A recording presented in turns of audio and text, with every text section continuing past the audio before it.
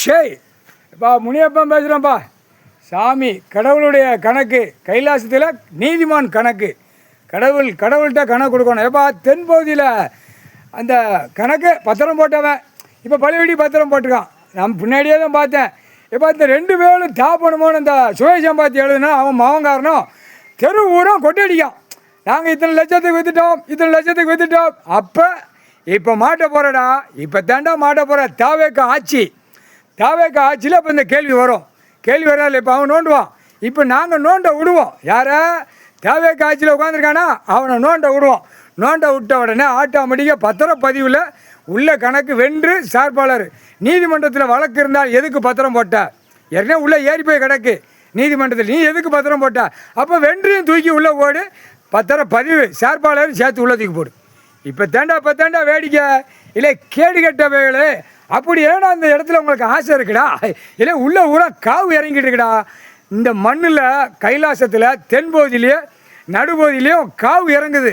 காவு இறங்குனா என்ன தெரியுமா, காவு வாங்க போகிற மானிடப்பே கம்முன்னு போகடா.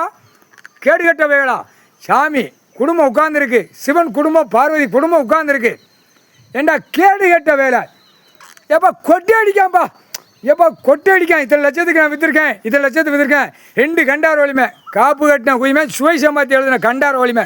எப்போ நீதிமன்றத்தில் கேளு, தெக்குப்பாளையம் ராஜபாளையம் நீதிமன்றம் கோர்ட்டு, சிலிவுத்தூர் கண்ட்ரோலு. எப்படி இது ஒரு சோக்காட்டமா? எவ்வளோ பெரிய விளையாட்டு தான்.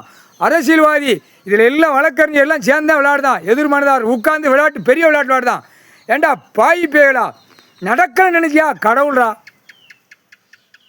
யாரா பக்கத்தில் அவன் அடிக்கான். கடவுள் விளையாட விட்டு தான் அடிப்பான் கடவுள். இப்போ விளையாண்டு எல்லாம் முடிச்சிடலடா. இல்லை கைலாசத்தில் பத்திரம் போட்டு எழுதி வச்சு இப்போ விளையாண்டு முடிச்சியா?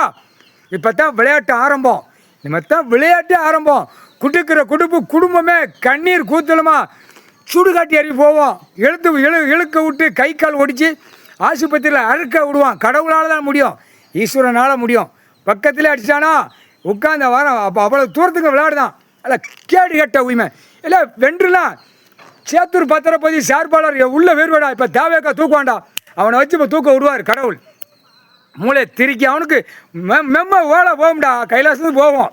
அப்போ தான் அவனுக்கு தெரியும், என்னடா இவ்வளோ சேட்டை பண்ணியிருக்கான், அந்த 5 வருஷம் சேட்டை, இப்பயும் சேட்டை. அப்போ என்னடா அர்த்தம்? அதாண்டா கணக்கு முற்றுப்புள்ளி முக்கால் சத்தியம். புரிஞ்சுக்கடா, முனியப்பன் போட்ட கணக்கு தப்பாதரா.